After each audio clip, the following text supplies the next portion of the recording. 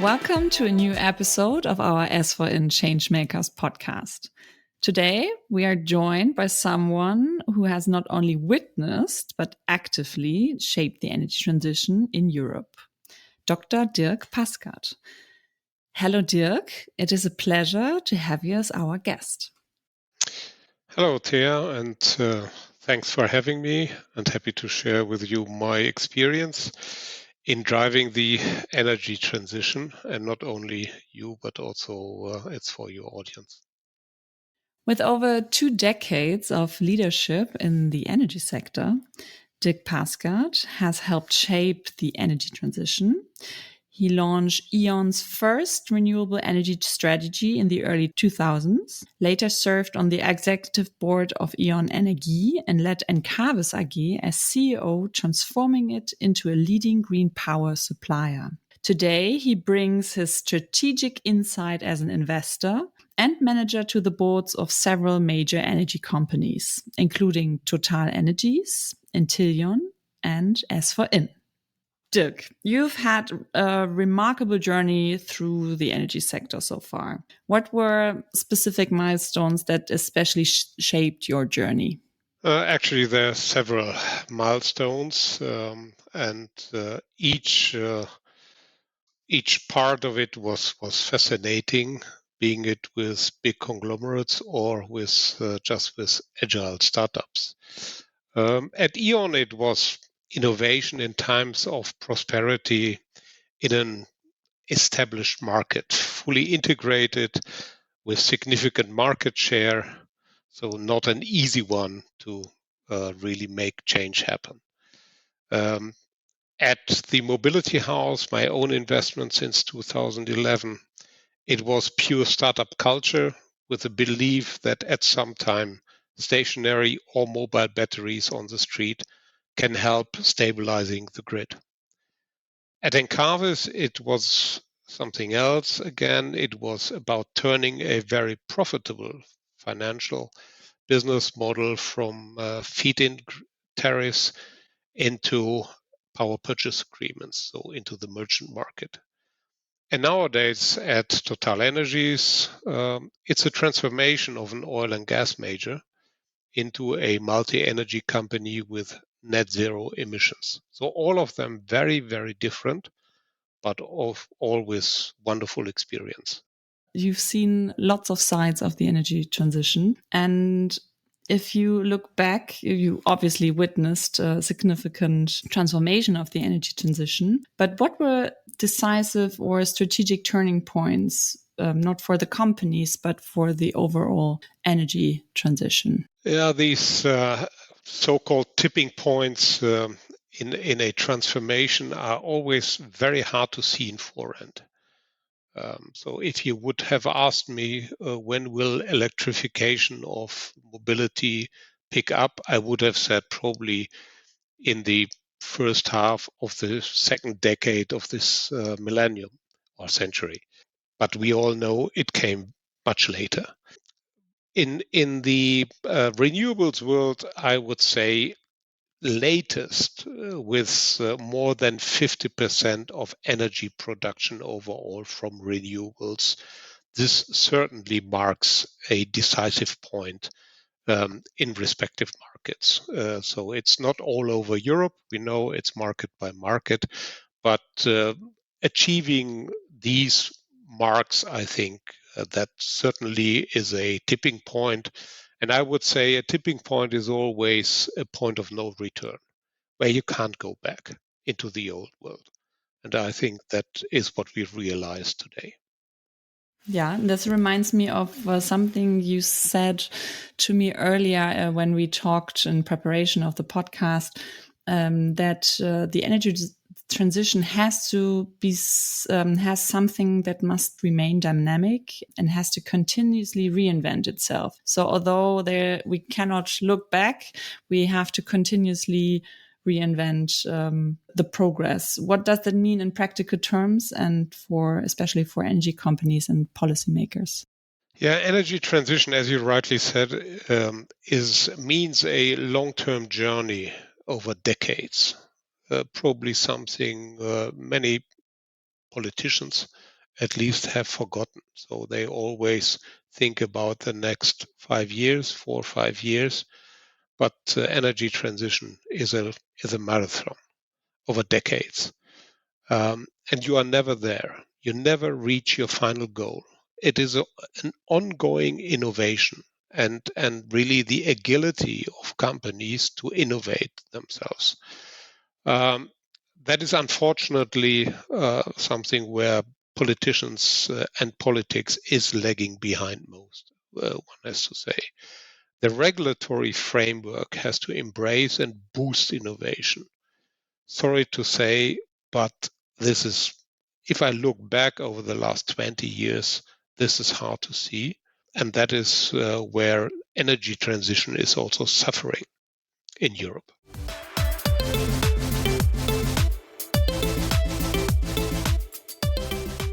When you led Encavis through a transformation, there I think that's a great example of how to reinvent continuously the energy transition from a pure investor to a green power provider. What triggered that shift, and what can others learn from it? Yeah, at Encavis, I think we were certainly among the first in Europe to shift to PPAs and open ourselves to merchant markets. We could have gone on with our existing feed-in tariffs for quite some time. The company wouldn't have suffered immediately.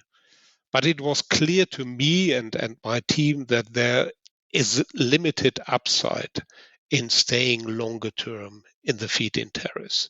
So thus we decided to be first movers and also to embrace the challenges of a open market.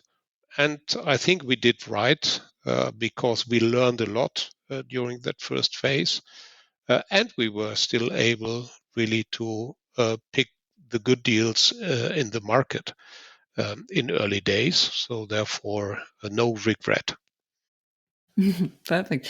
PPA is a great buzzword besides other business models and technology within the energy transition. What would you say is currently overhyped, or are there others that are more underestimated, such as PPAs, or if you think of AI, artificial intelligence, or batteries? What is your expert view on those technologies? Which one would you say are currently overhyped, and which ones are currently underestimated? Yeah, first of all, we have to distinguish between business models and technologies. So technology, there's again and again, there is a hype on certain technologies one day, and the other day the market lets them fall. And there is also no answer in the energy transition to what is the right technology. We need many technologies and many solutions to facilitate the energy transition. There is not the one technology which makes it or takes it all. If you look, for instance, at hydrogen, that is a very good example for a star and a fallen angel at the same time. So within 2 years, it was hyped, and nowadays hydrogen is looked at from a more negative perspective. I don't share that because I think we need hydrogen, but only for certain market applications, not for the entire market. And that is also true for many other technologies, be it batteries, be it all kinds of renewable production. We need all of them, but they have to find their places.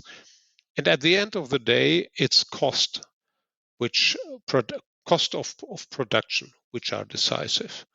And then you apply on that basis of a sound cost basis, you apply business models. And then that is where, for instance, PPAs play an important role, because they give you then the ability to have a long-term plan for producer as well as customers because they bound two parties together for a longer time and give this financial stability to apply that technology in the market.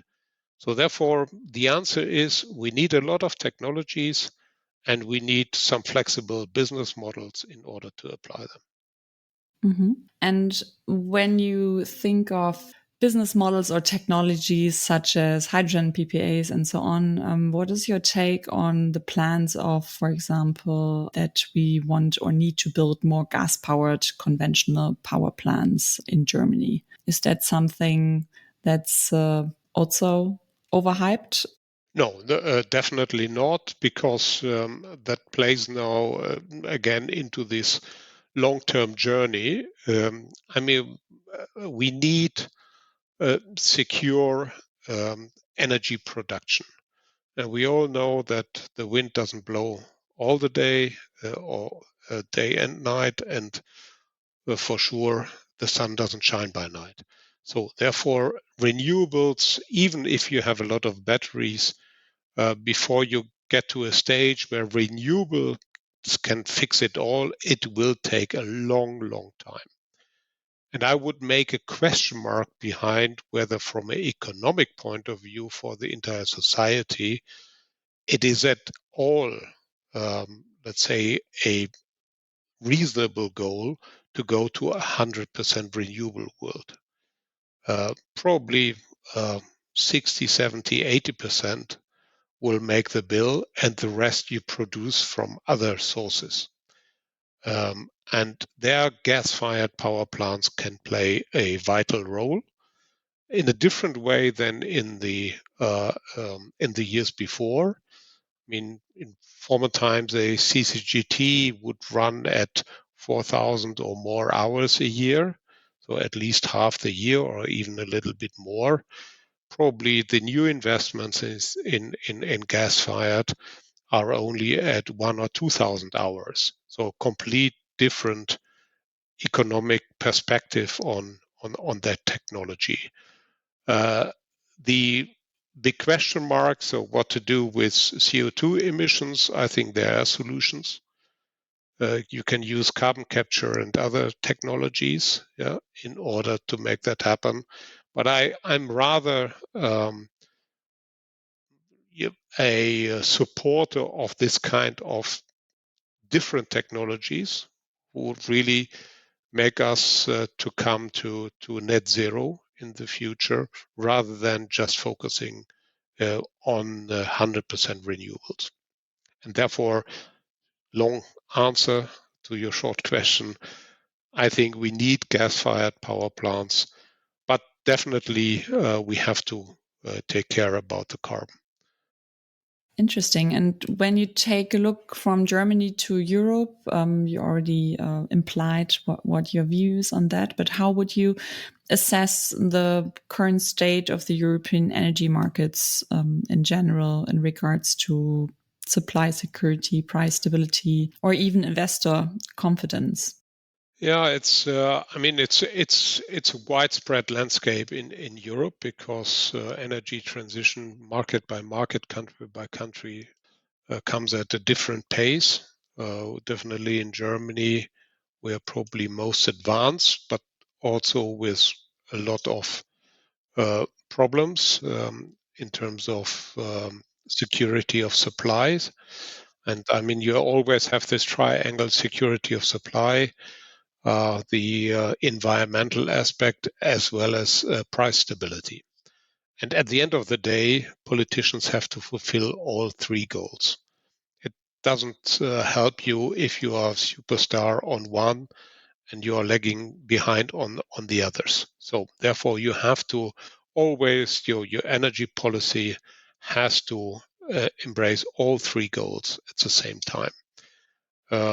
And there we see different approaches in Europe, with let's say discussions also in the societies, which are completely different. If you, for instance, just look at France and Germany with the use of nuclear power, it's a complete different spectrum in two neighboring countries. So therefore, I think that countries will find their individual way to come to net zero and to avoid emissions, carbon emissions. But it will be different country by country.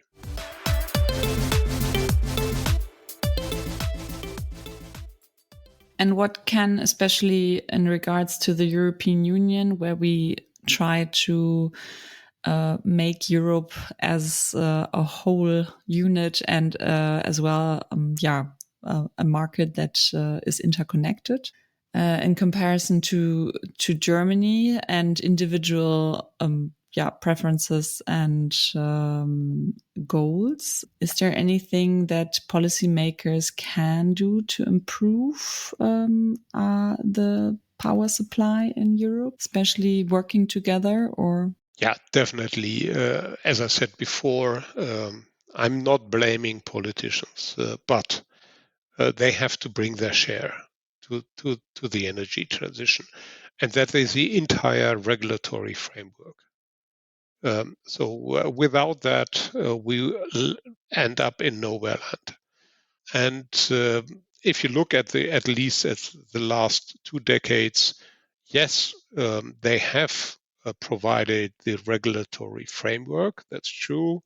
With feed-in tariffs, incentivizing renewables, that's all good. Question mark, how, let's say, from an economic perspective, how well they have done. Probably some countries who have spent less than Germany in order to facilitate that, but that is a different discussion. But the evolution of the regulatory framework is as important as our technology innovations. And regulation has to follow the technologies which are available. And they have to provide the framework. So in order to apply the new technologies. If you look at the spectrum of new technologies which are applicable in the markets over the last 2 decades, I mean, this is a huge innovation. And I must say that regulatory framework in the different countries do not support to an extent possible these technology innovations. Best example for that are batteries. I mean, it's now just these days where batteries come into the spectrum of the regulatory framework. 2-3 years ago, storage didn't exist in the regulatory framework. It was not there. Yeah, and that is something where politicians can do better. Just be more open to new technologies. Doesn't mean that all technologies have to be supported, but the regulatory framework for that for those technologies have to be there.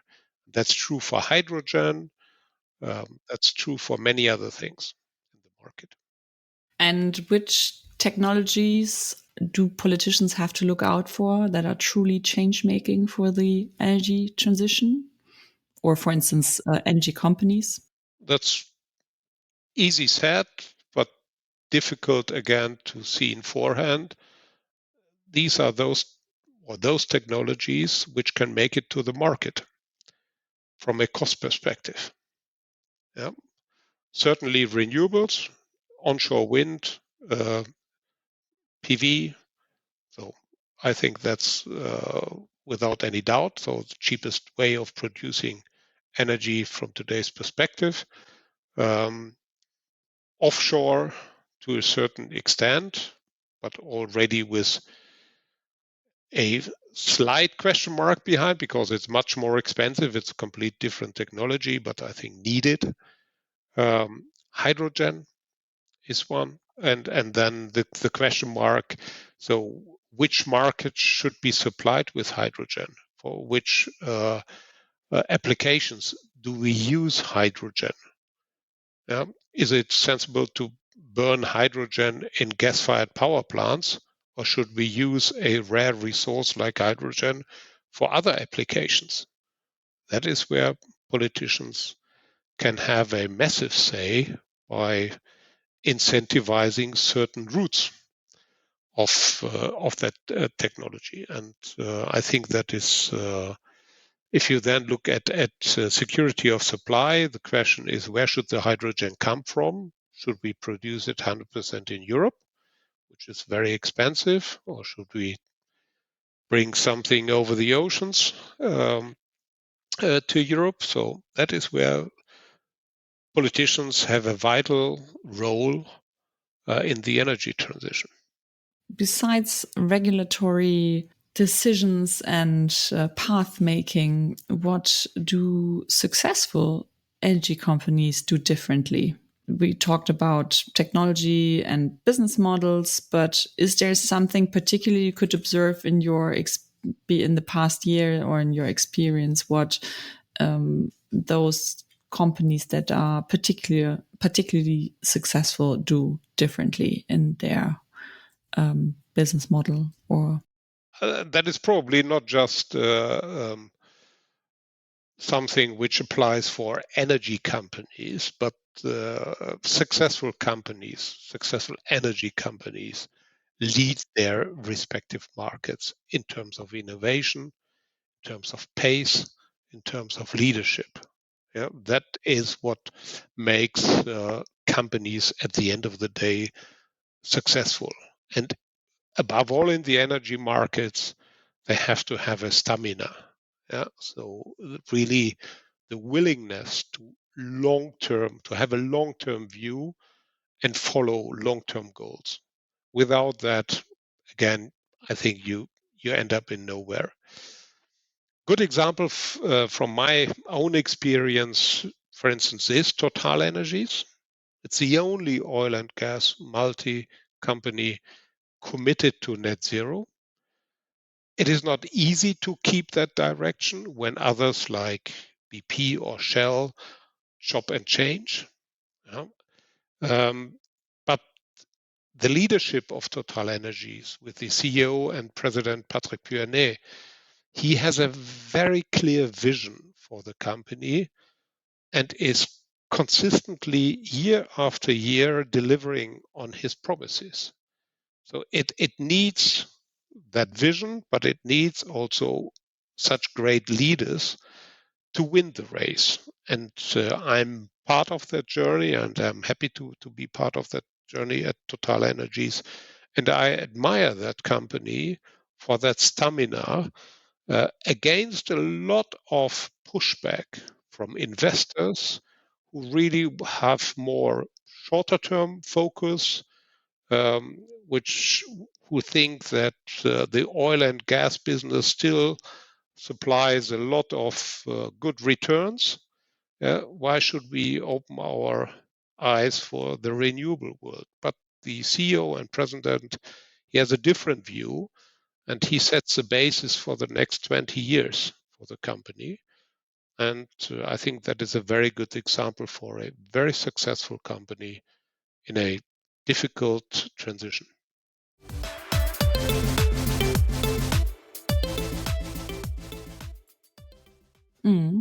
And if you had to start or want to start your own energy company today, what would be your vision? That's good question. I mean, the energy markets have become more and more cumbersome to manage over time for producers as well as for customers. So therefore, I would probably choose a sound renewable portfolio from PV and wind, a suite of flexible assets who can switch in between. And then certainly I would add to that superior trading capabilities. So I think that mix will make a successful company at the end of the day in this, and that is needed for the markets. So if I would have to choose and could wish, I probably would take that setup. Interesting. And in 10 years, that company will be hugely successful. But what would you reckon, or how do you see the energy market besides your company in 10 years? So, what will change? Yeah, that's a big question whether that would be very successful. So it probably depends then on the leadership.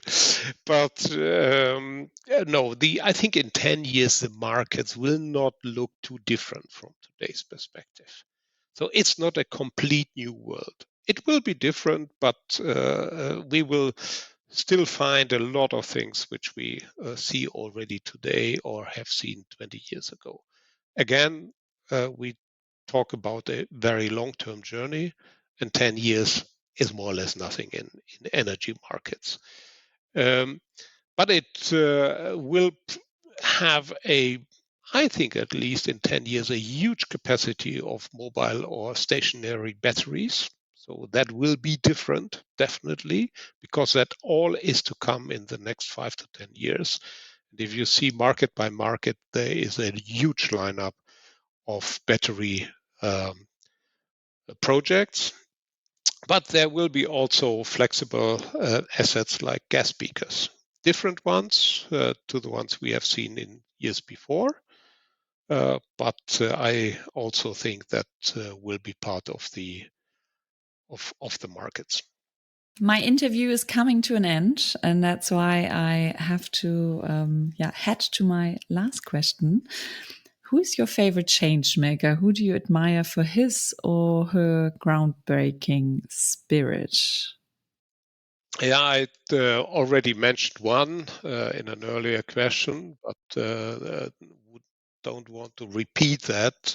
There's another one whom I admire from a different perspective, actually, which is also needed in the markets.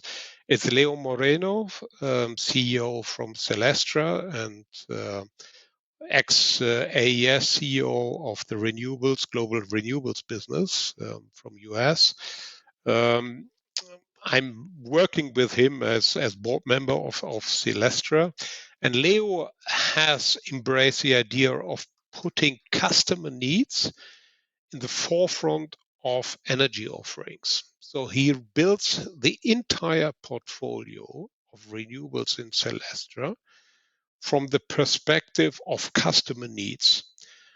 And to be honest, that is something I try to establish also at Encavis, but it was either much too early at that time, or I was not good enough. So I leave that question to the audience to answer. But he's certainly taking the energy demand from customers in focus in order to build a respective portfolio which can facilitate the needs of the customers from a energy consumption point of view. And with price stability and everything else what we have talked about. And that is fascinating to see because it's a complete different approach in the energy market, because energy producers were never customer focused in the past. Thank you very much, Dirk, for your energy loaded insights. It was a pleasure to listen to your experience and your thoughts, and hope to meet and speak to you soon. Thank you. Thank you, Theo, for having me.